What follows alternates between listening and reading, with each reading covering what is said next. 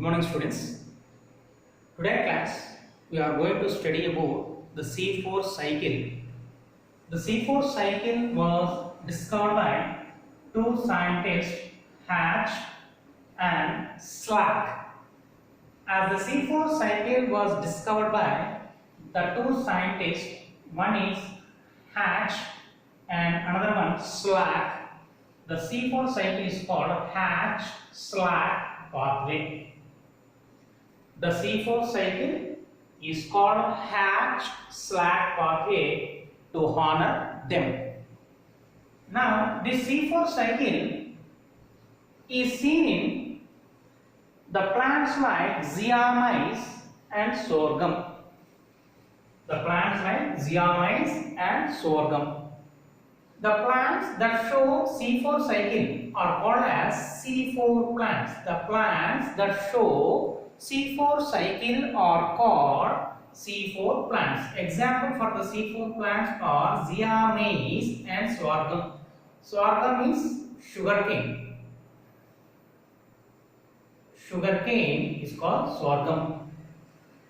Now, in these plants, the C4 cycle occurs in two different types of cells. One is leaf mesophyll cell and another type of cell called as bundle sheath cell. And another type of cell called as bundle sheath cell. Now let us see this C4 cycle. Now in the C4 cycle, the carbon dioxide is initially accepted by the substrate called as PEP. PEP. PEP means phosphoenol pyruvic acid. PEP, phosphoenol pyruvic acid. Phosphoenol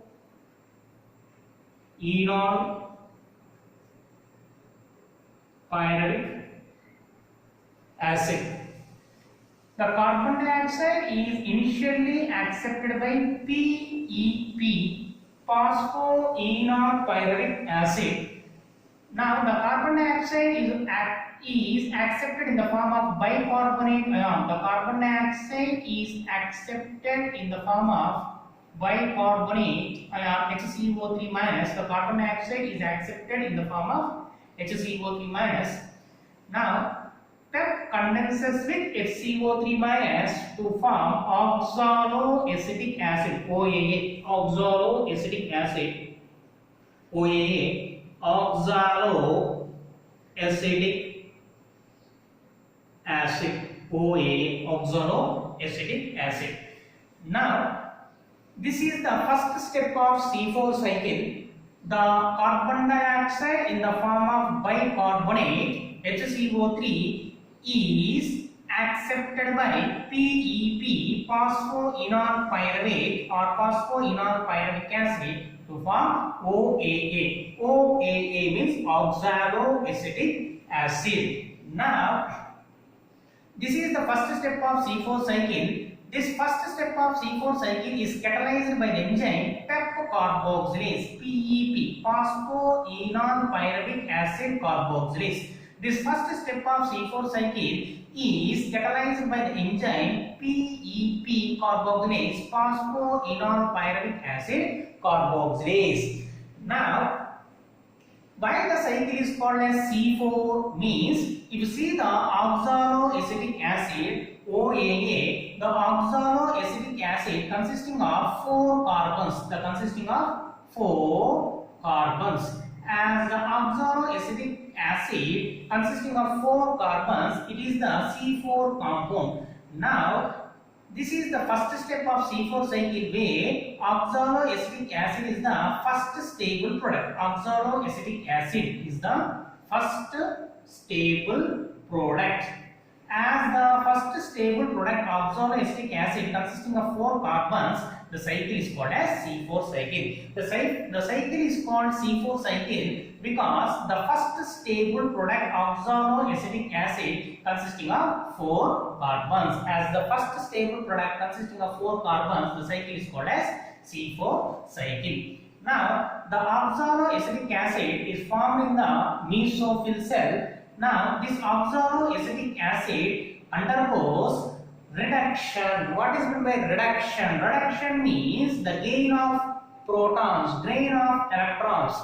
The oxaloacetic acid, which is formed in the mesophyll cell, undergoes reduction. What is meant by reduction? The gain of electrons and protons is called as reduction. Now, the oxaloacetic acid, by gaining the electrons and protons, converts into the malic acid. Now, who is the electron and proton donor? The electron and proton donor is the NADPH. The electron and proton donor is the NADPH. Now, the malic acid is formed in the leaf mesophyll cell. That means the oxaloacetic acid and malic acids are formed in the leaf mesophyll cells. Now, in the leaf mesophyll cell, the organic acids are formed. So, who are forming? Organic acids are formed in the leaf mesophyll cells. Now, this malic acid, which is formed in the leaf mesophyll cell, migrates into the bundle sheath cell. Now, this malic acid, which is present in the bundle sheath cell, undergoes oxidation and decarboxylation. The two steps together called as oxidative decarboxylation. The two steps together called as oxidative decarboxylation. What is meant by oxidation? Oxidation is the loss of electrons and protons. Oxidation is the loss of electrons and protons. Loss of protons and electrons. Now, the malic acid loses the electrons and protons now to form the pyruvic acid. The malic acid loses electrons and protons to form the pyruvic acid. The lost electrons and protons from malic acid are accepted by NADP+. Now, the NADP+ accept electrons from malic acid, protons from malic acid to form NADPH. That is called as oxidation. Next, other step called as decarboxylation. What is meant by decarboxylation? The loss of carbon in the form of carbon dioxide is called as decarboxylation. The malic acid loses carbon in the form of carbon dioxide. That is called as decarboxylation. Totally, the malic acid undergoes oxidation as well as decarboxylation to form into the pyruvic acid. Now, here carbon dioxide levels are accumulated in the bundle sheath cells. The carbon dioxide are accumulated in the bundle sheath cells. As the cycle keeps on running, which cycle? C4 cycle. As the C4 cycle keeps on running, the carbon dioxide levels accumulates in the bundle sheath cells. The carbon dioxide levels increases in the bundle sheath cells. These carbon dioxide in the bundle sheath cell will start the C3 cycle. Now, this C3 cycle is also called as PCR cycle. What is meant by PCR? Photosynthetic carbon reduction cycle. The C3 cycle is also called as photosynthetic carbon reduction cycle. Photosynthetic carbon reduction cycle. The C3 cycle is also called as PCR cycle. P means photosynthetic, C means carbon, R means reduction cycle. Now, this carbon dioxide will start the C3 cycle. How? This carbon dioxide is accepted by RUBP to form the first stable product called as, what is the first stable product? Phosphoglyceric acid. Phosphoglyceric acid. This phosphoglyceric acid finally converts into the one molecule of glucose. One molecule of glucose or C6H12O6. That is called as the C3 cycle. Now, this pyruvic acid, the malic acid after oxidative decarboxylation converts into pyruvic acid and carbon dioxide is released. This carbon dioxide cycle will start the C3 cycle to synthesize the glucose. Now, the pyruvic acid, which is formed in the bundle sheath cell, will migrate back into the mesophyll cell. The pyruvic acid, which is formed in the bundle sheath cell, will migrate back into the mesophyll cell. Now, in the leaf mesophyll cell, the pyruvic acid regenerates into PEP. What is called PEP phosphoenol pyruvate? The pyruvic acid, which is formed in the leaf mesophyll cell, regenerates back into the PEP. PEP is phosphoenol pyruvic acid. Now, in order to regenerate into pepper, the pyruvic acid requires 2 molecules of ATP. The pyruvic acid requires 2 molecules of ATP. The pyruvic acid, in order to regenerate back into phosphoenol pyruvic acid, the pyruvic acid requires 2 molecules of ATP. 2 molecules of ATP. This is how the glucose is manufactured inside the C4 plants. This is how the carbon dioxide is converted into glucose. This is how the carbon dioxide is converted into glucose in C4 plants. The cycle is called as C4 cycle. Now, in order to have glucose, what is the photosynthetic equation? 12 6CO2. What is the photosynthetic equation in order to have the glucose? 6CO2 plus 12H2O gives rise to glucose C6H12O6. That means this is the photosynthetic equation. Now, in order to have 1 molecule of glucose, how many carbon dioxide molecules are required? 6 carbon dioxide molecules are required. Now, these 6 carbon, here we have taken 1 carbon dioxide. Now, in order to have glucose, 6 carbon dioxide molecules are required. 6 carbon dioxide molecules are required. That we are showing here. Now, for the 1 carbon dioxide entering into the C4 cycle, 1 oxaloacetic acid, 1 malic acid, 1 malic acid, 1 pyruvic acid, 2 ATP. For 6 carbon dioxide molecule entering into the C4 cycle, 6 into 2. 6 into 2.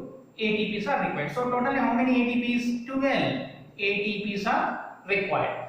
Now this is what we are discussing here. Here, in order to have 1 glucose molecule in C4 plants, we have to take the 6 carbon dioxide molecules. We have to take the 6 carbon dioxide molecules. That means 6 into 6 HCO3 minus. Now here also we have to take the 6 PEP. 6 oxaloacetic molecules are formed, 6 malic acid molecules are formed, 6 pyruvic acid molecules are formed, and for the regeneration of 6 pyruvic acid into 6 phosphoenol pyruvic acids, we require 6 into 2 ATP. So totally how many ATP? 12 ATP. Now, in case of C4 plants, for the formation of 1 molecule of glucose, in case of C4 plants like zeolites and sorghum, the total number of ATPs required in the C4 cycle are 12 ATP. 12 ATP. Now, alone C4 cycle. C4 cycle is up to here only. This is the C4 cycle. Now, alone C4 cycle can produce the glucose? No. In order to have glucose, we require the C3 cycle also. Now, in order to have glucose, C4 cycle cannot alone sufficient. C3 cycle also needed. Now, when 6 molecules of carbon dioxide entering into the C4 cycle for the synthesis of 1 molecule of glucose, 12 ATP are utilized in the C4 cycle alone, plus 18 ATP are utilized in the C3 cycle. Already we have discussed the C3 cycle. Now, in this C3 cycle, here 6 into CO2. This 6 CO2 entering into the C3 cycle for the formation of 1 molecule of glucose. This is the 1 molecule of glucose. This is the 1 molecule of glucose. Now, the C3 cycle alone utilizes how many ATP for the synthesis of 1 molecule of glucose? 18 ATP. The C3 cycle alone utilizes 18 ATP. 18 ATP. Here 18 ATPs are utilized by the C3 cycle. This is the 18 ATP.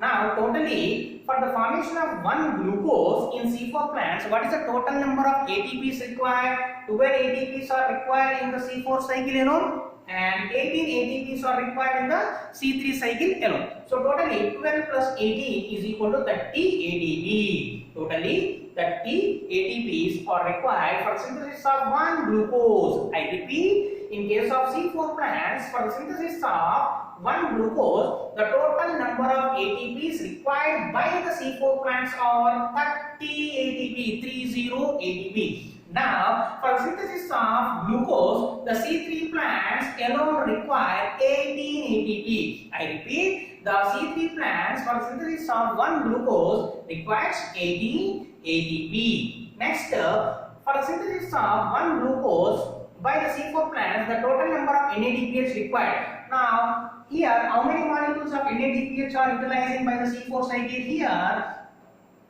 1 NADPH is utilizing, and here 1 NADPH is producing. One is entering inside the cycle, that is called utilization. One is coming out of the cycle, that is called as releasing out. As one is utilizing and one is coming out, the net NADPH utilized is 0. One is utilizing, one is coming out. So one is utilized and one is coming out. As one is utilized and one is coming out, utilized means plus, coming out, utilized means minus, coming out is plus. Minus plus plus is equal to 0. So as one NADPH utilizing, that is minus, and as one NADPH producing out of the cycle, that is plus, the net NADPH utilized is 0. So for the synthesis of 1 glucose molecule by the C4 plant, the total number of NADPH consumed is 0. The total number of NADPH consumed is nil. Now, for synthesis of 1 molecule of glucose, the C3 plants require 12 NADPH. 12 NADPH. This is not ADP. This is the NADPH. This is the NADPH for required. So that is the energetics for the synthesis of 1 molecule of glucose. So for the synthesis of 1 molecule of glucose by the C4 plants, the total number of ATPs required are 30 ATP, and for synthesis of 1 molecule of glucose for the C4 plants, 0 plus 12 is equal to 12 NADPH required. So 30 ATP and 12 NADPH are required. So this chart is very important. Note down all of you. Next, Kranz anatomy. Now the C4 plants will exhibit a particular anatomy called as Kranz anatomy, K, R, A and Z anatomy. The C4 plants will show a particular type of anatomy called as Kranz anatomy. What is the Kranz? Kranz is derived from the language Greek. The word Kranz is derived from the language Greek. In Greek, the meaning of Kranz is ring or wreath. In Greek, the meaning of Kranz is ring or wreath. What is this ring means? These bundle sheath cells. So these are the bundle sheath cells. These are the bundle sheath cells. Now, Kranz means the bundle sheath cells are arranged like that of a ring or arranged like that of a circle around vascular bundles.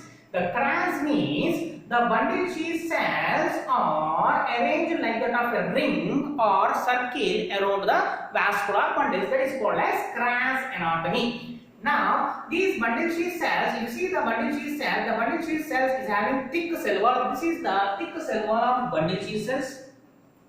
The bundle sheath cells is having thick cell wall. The bundle, as the cell wall is thicker, there is no gap present in between the two bundle sheath cells.